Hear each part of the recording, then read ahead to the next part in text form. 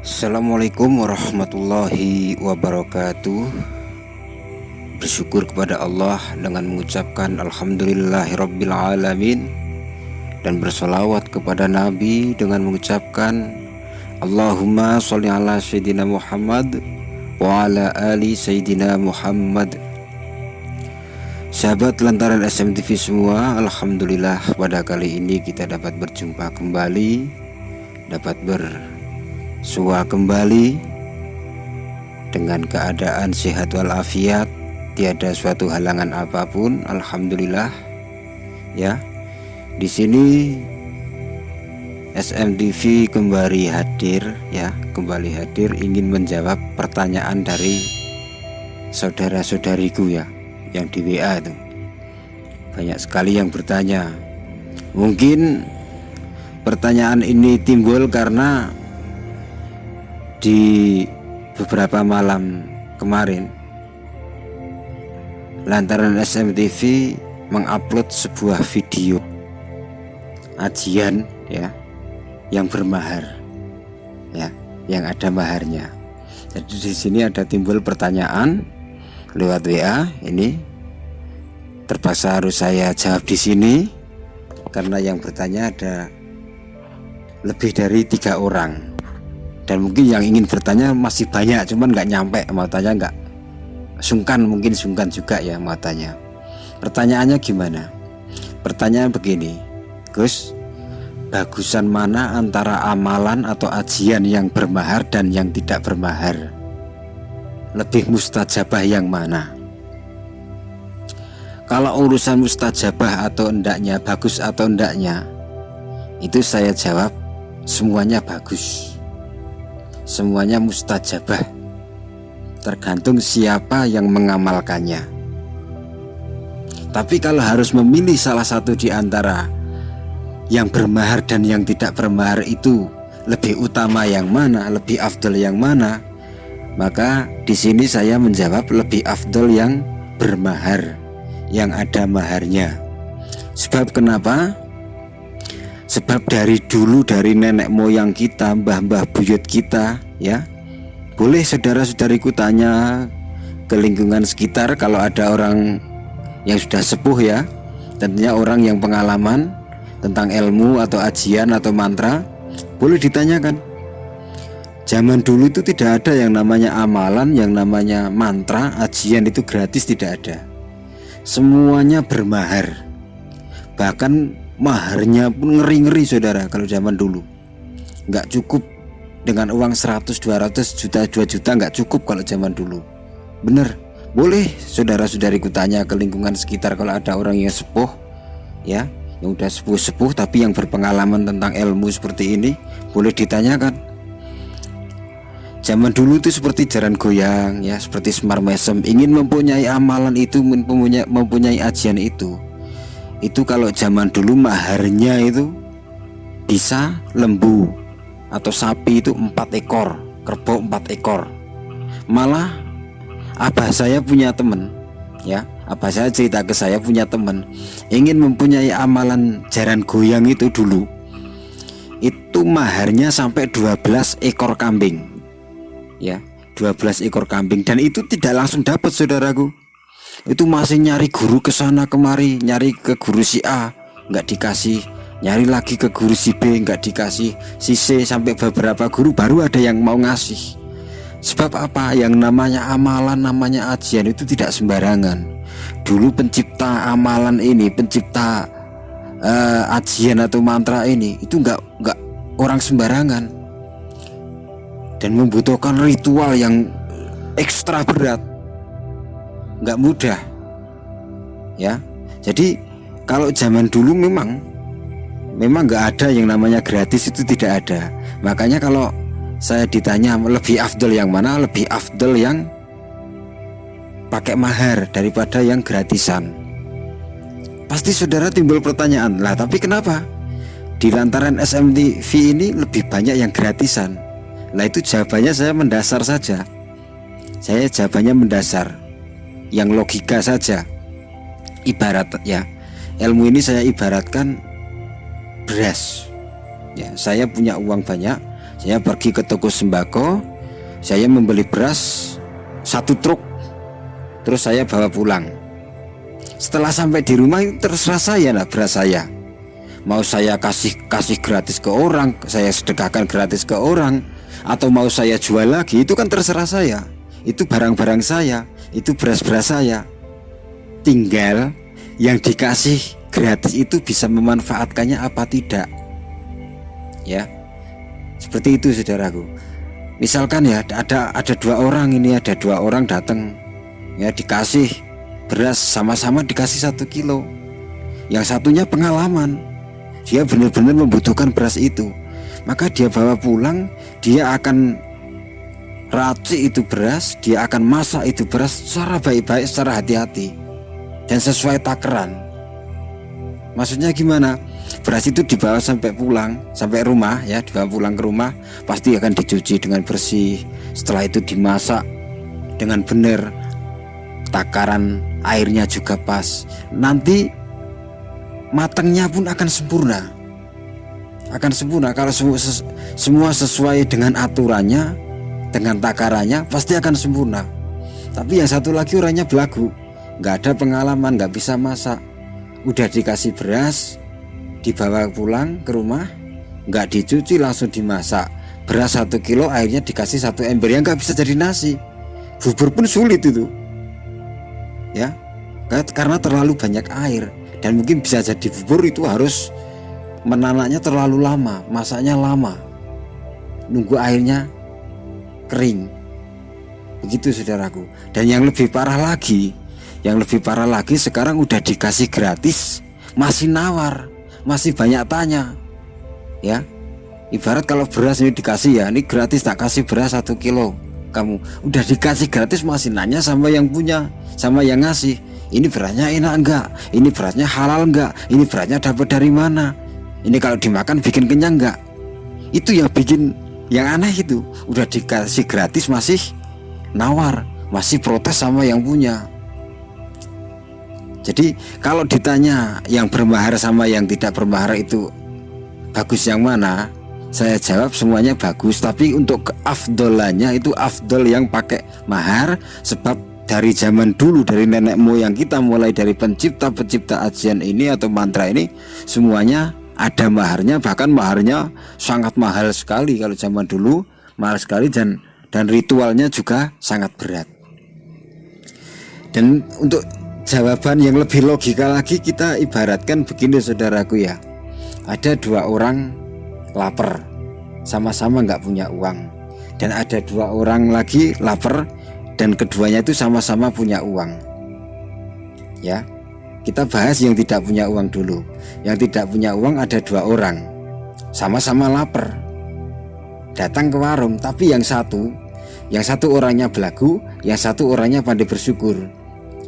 Datang dulu orang yang belagu ke warung, ya, ke warung makan ya, namanya juga lapar, datang ke warung makan, minta ngomong sama yang punya warung, Pak saya lapar, Bu saya lapar, saya minta makannya dong, saya minta makanannya.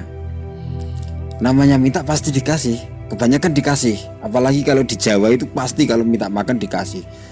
Tapi yang namanya minta secara gratis ke warung, itu kan terserah yang punya warung, mau dikasih nasi putih doang, atau mau dikasih sama lauknya tempe doang, atau sama garam, itu terserah. Ya, yang terserah yang ngasih, namanya juga minta kan. Dan yang satu lagi juga sama, orang yang pandai bersyukur tadi datang minta, ya, ngomongnya sama, Pak saya lapar, saya minta makanannya, dikasih sama, ya. Tapi berhubung yang satu ini belagu, orangnya udah dikasih masih nawar, ngomong sama yang punya warung makan, tapi makanannya ini enak apa enggak Pak, makanannya ini bisa bikin kenyang apa enggak Pak, ya. Udah dikasih gratis masih banyak nawar, banyak pertanyaan, ya tetap dikasih sama yang punya warung. Cuman mungkin yang punya warung juga tersinggung, juga sakit hati. Jadi kalau udah sakit hati, udah tersinggung, otomatis keikhlasannya udah berkurang itu ngasih itu, ya, keikhlasannya udah berkurang. Udah gitu makanannya dicicipin aja nggak jadi dimakan. Wah, makanan nggak enak kok dikasih. Padahal dia minta, dikasih nggak enak, dibuang. Dia lapar, dikasih makanan malah dibuang, nggak dimanfaatin, nggak disyukurin. Kira-kira orang itu bisa kenyang apa enggak kalau makanannya nggak jadi dimakan malah dibuang? Tentunya nggak bisa kenyang, saudaraku, tetap lapar. Dan yang satu lagi, orang itu dikasih, minta dikasih, tapi dia bersyukur, alhamdulillah ini ada yang ngasih rezeki. Bener-bener dia lapar, dia makan dengan lahap, dengan benar, ya, yang baca bismillah, mengucapkan terima kasih sama yang punya, yang ngasih. Ya udah, terima kasih Pak, udah dikasih makanannya, semoga dagangan Bapak laris, rezekinya lancar. Kadang-kadang kita malah bisa juga dikasih tambah uang saku, saudaraku. Karena apa? Kita mendoakan kita diterima, dikasih, kita terima dengan baik, kita bersyukur sama Allah, ya, kita mendoakan yang ngasih. Akhirnya yang ngasih pun ikhlas, yang ngasih pun bangga, seneng. Yang tadinya mau dikasih sama tempe aja, ini tak tambahin telur, ini tak tambahin daging, ini tak tambahin uang saku, nanti siapa tahu kamu di jalan lapar lagi bisa buat beli jajan di jalan. Begitu, saudaraku. Ilmu juga sama, dikasih amalan itu sama, ya. Udah dikasih gratis masih banyak nanya, Gus, ini mujarab apa enggak, ini mustajab apa enggak. Nah, kadang kalau orang terlalu banyak tanya seperti itu, udah tahu gratis masih banyak nanya. Kalau tanyanya, Gus, ini amalannya harusnya saya bagaimana, alangkah baiknya bagaimana supaya amalan ini tersampaikan, amalan ini dimustajabah, itu syaratnya yang benar bagaimana, itu wajar pertanyaan seperti itu. Kalau pertanyaannya, Gus, ini benar-benar mustajab apa enggak, manjur apa enggak. Makanya saya sering sampaikan, ya, walaupun lewat WA, ya, kadang ada SMS, ada telepon. Kalau dari awal sudah ragu, tolong hentikan saja, nggak usah dilanjut, ya, nggak usah dilanjut. Percuma kalau dari awalnya sudah tidak yakin, ngamalin, percuma juga, nanti hasilnya juga tidak akan bagus. Seperti itu. Jadi yang namanya amalan, ya, namanya amalan, ajian, itu kita mau dapat tidak mudah, saudaraku, ya. Saya sendiri pribadi mau mendapatkan ini tidak mudah. Saya berguru ke sana kemari, dan sekarang saya banyak gratiskan di video-video ini. Tapi masih banyak yang komentar yang aneh-aneh, yang tanya yang aneh-aneh, gitu loh. Makanya saya terpaksa menjawab secara belak-belakan, ya. Saya nggak usah pakai istilah saya tutup-tutupi atau gimana-gimana, ndak. Saya jawab apa adanya, secara lugas, ya. Jadi kalau yang menerima ini orang yang berpengalaman, berpendidikan, berakal sehat, orang yang benar-benar ingin mencari ilmu, pasti akan diterima dengan baik. Saran-saran saya, jawaban-jawaban saya ini bisa diterima dengan baik. Tapi kalau orang yang mendengarkan ini orang-orang yang sukanya instan, ya, sukanya gratis tapi yang instan, ya nggak bisa. Mungkin malah tersinggung dengan jawaban-jawaban saya ini, tapi saya nggak peduli, saudaraku, ya, karena di sini saya memberikan fakta, ya. Saya menjawab dengan jawaban yang bisa dilogika, bukan sembarang menjawab. Lalu kemudian ada dua orang, ya, ada dua orang yang sama-sama punya uang, sama-sama lapar juga. Yang satu pengalaman di bidang kuliner, yang satu nggak pengalaman, ya. Yang pengalaman, wah, saya punya uang, ya saya bebas, saya pengen makan enak, bebas, namanya punya uang, ya. Datang ke restoran mewah yang makanannya enak-enak. Yang namanya punya uang bebas juga, mau minta yang apa saja bisa. Ngomong sama punya restoran, Pak atau Bu, saya mau makan nih pakai rendang ini tambah telur dadar, ya, ini tambah ini, nanti minumnya ini, bebas, namanya juga punya uang, ya. Pengalaman pula, ya, udah punya uang, pengalaman, tahu mana restoran yang enak, mana yang enggak, bebas dia memilih. Akhirnya dikasih juga, dijualin sama yang punya restoran. Bayar mahal nggak masalah, enak. Dimakan pun nikmat. Orangnya pengalaman. Yang satu nggak pengalaman, saudaraku. Asal punya uang, pengen makan enak, datangnya ke warung yang biasa. Warung yang kalau orang Jawa bilang warung asal wareg, ya. Jadi warung asal kenyang, masakannya biasa. Ya, masakannya biasa. Ya hasilnya biasa. Hasilnya biasa, nggak istimewa, walaupun dia punya uang. Jadi maksudnya bagaimana? Maksudnya yang punya uang sama-sama punya uang, ya punya mahar, sama-sama punya mahar. Kalau orang yang pengalaman pasti carinya ilmu yang benar-benar hebat, ilmu yang tidak tanggung-tanggung, begitu saudaraku, ya. Dan dia pasti mau merelakan waktunya, mau merelakan uangnya untuk datang atau untuk bisa mendapatkan ilmu itu. Seperti tadi contohnya, walaupun restoran itu jauh tapi itu makanannya enak, walaupun restoran itu mahal tapi makanannya enak, dia orang punya berduit, dia pengalaman, pasti dia akan datangin meskipun harus menempuh jarak yang jauh, harus membayar yang mahal, tapi hasilnya apa? Sempurna.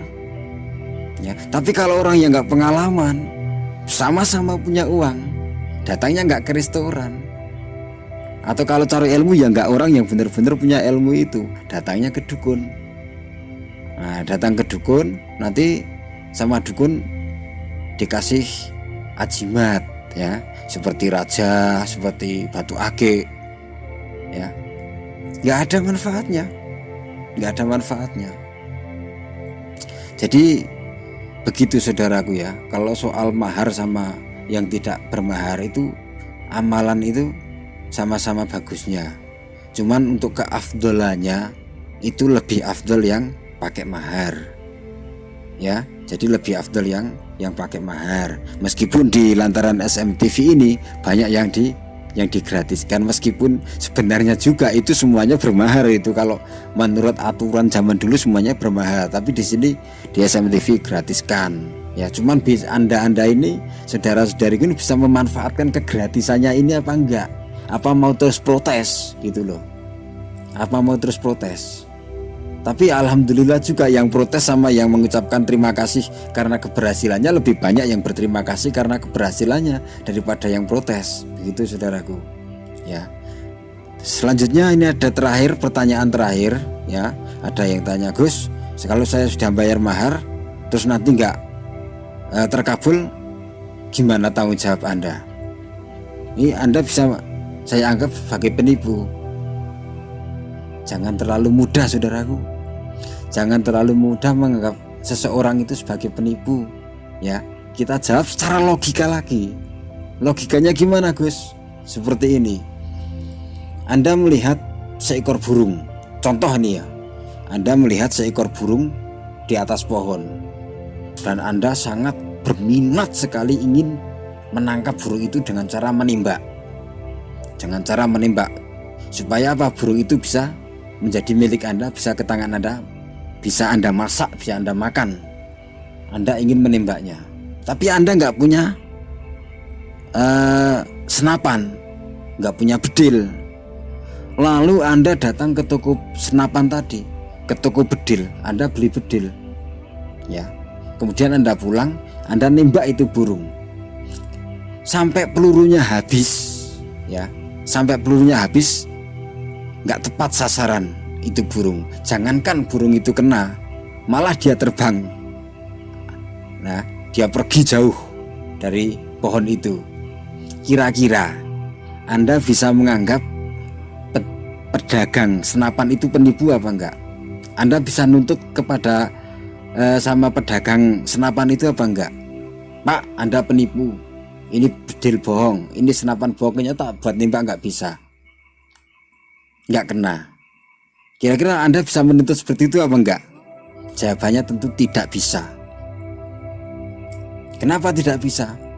Bukan senapannya yang palsu, bukan pedagangnya yang nipu, tapi Anda yang tidak canggih, Anda yang tidak bisa, Anda yang tidak mahir di dalam menembak.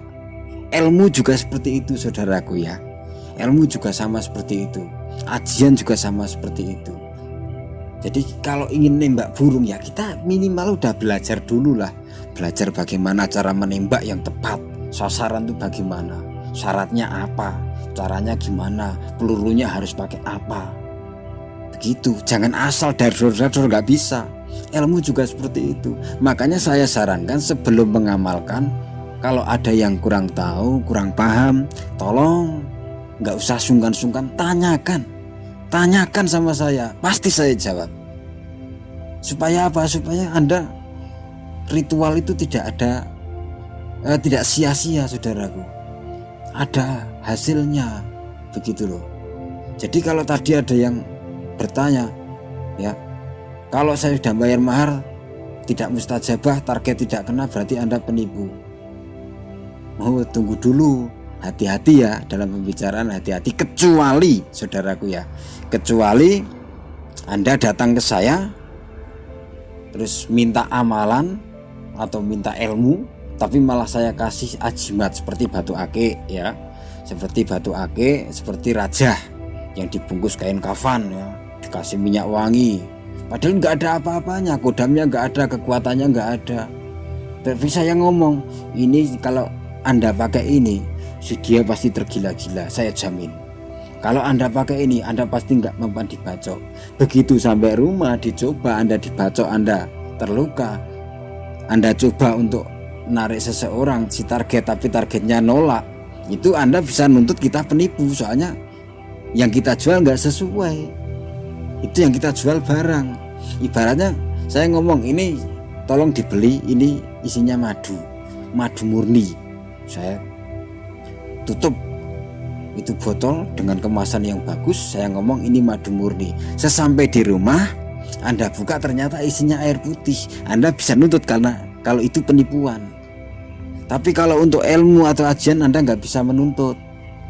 Ya seperti itu tadi, Anda ingin menembak burung, Anda beli senapan di toko senapan, tapi Anda tidak mahir, Anda tidak canggih, Anda tidak tahu caranya menembak yang benar, Anda tidak tahu peluru yang bagus itu yang bagaimana.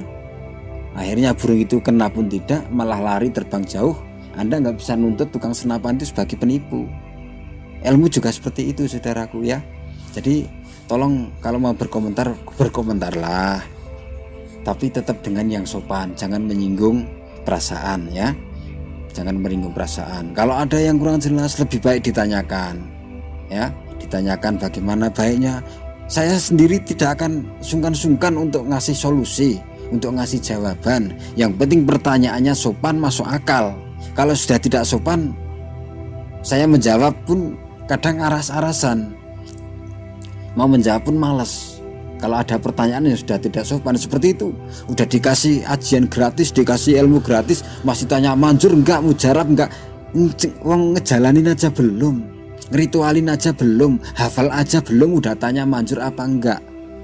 Itu secara tidak langsung udah enggak percaya. Nah jadi kalau udah enggak percaya, udah enggak yakin, mendingan jangan diamalkan saudaraku ya. Jadi saudara-saudariku yang tadi bertanya ya, yang tadi bertanya lewat WA ke saya, mungkin juga menonton video ini, mendengarkan jawaban saya ini ya. Anda mau tersinggung ya silahkan, Anda mau menerima ya alhamdulillah, saya menjawab apa adanya ya. Jadi pertanyaan pertama, lebih bagus mana antara yang bermahar dan yang tidak bermahar? Kalau bagusnya sama-sama bagus, tapi afdolnya lebih afdol yang bermahar. Itu jawaban saya. Dan untuk pertanyaan apakah bisa seseorang ya, tidak harus saya sendiri ya, guru-guru yang lain, ustadz-ustadz yang lain, gus-gus yang lain yang ngasih amalan yang bermahar, terus amalannya itu tidak manjur, kira-kira bisa dituntut apa enggak? Dan jawaban saya enggak bisa ya. Bisa saya ibaratkan seperti beli senapan tadi. Makanya sebelum Anda itu memahari ajian sia-sia, mending tanyakan dulu detail, syaratnya gimana, caranya gimana, tetap dengan bahasa yang sopan ya, biar dikasih solusi. Nggak harus ke saya, ke siapapun sama, ke guru yang lain sama, tanya dengan bahasa yang sopan ya. Misalkan guru atau Pak Ustadz atau Gus atau Pak Kiai, ini saya ingin mengamalin ajian ini, mengamalin mantra ini dari Pak Kiai, mohon solusinya yang benar, bagaimana caranya Pak Kiai, waktunya kapan ya, syaratnya apa saja, maharnya berapa. Dengan sopan pasti dilayani dengan baik, insya Allah tidak ada yang tidak mustajabah saudaraku. Tapi kalau dari awal sudah dilandasi dengan tidak percaya, ketidakyakinan, mau diamalin berulang kali juga percuma, udah nggak yakin kok, udah nggak percaya sama guru, udah nggak percaya sama kiainya, sama yang ngasih ya. Kalau yang tanya tadi itu yang pakai mahar-mahar tuh wajar ya, wajar. Tapi kalau udah gratis, banyak nanya, banyak protes, seakan-akan menyudutkan guru, nah itu yang tidak bagus, itu yang tidak baik. Jadi begitu aja jawabannya saudaraku, semoga bermanfaat ya, semoga ada hikmahnya juga ya atas pertanyaan-pertanyaan dari saudara-saudariku tadi. Dan jawabannya saya seperti itu ya. Kalau ada yang kurang jelas langsung tanya saja, langsung WA juga bisa kok, WA pribadi saya, langsung saya sendiri yang menjawab, bukan sistem yang menjawab, bukan orang lain yang menjawab, langsung saya sendiri menjawab ya. Cukup sampai di sini dulu saudaraku ya, semoga ini jawaban bisa menjawab pertanyaan yang tadi dan bisa diterima ya. Kurang dan lebihnya mohon maaf. Semoga esok kita diberi kekuatan dalam menjalankan ibadah puasa Ramadan ini, diterima amal ibadahnya ya, dan diistiqomahkan ibadahnya pula. Dan semoga tahun depan kita dapat berjumpa dengan Ramadan yang akan datang. Kurang dan lebihnya mohon maaf. Wassalamualaikum warahmatullahi wabarakatuh.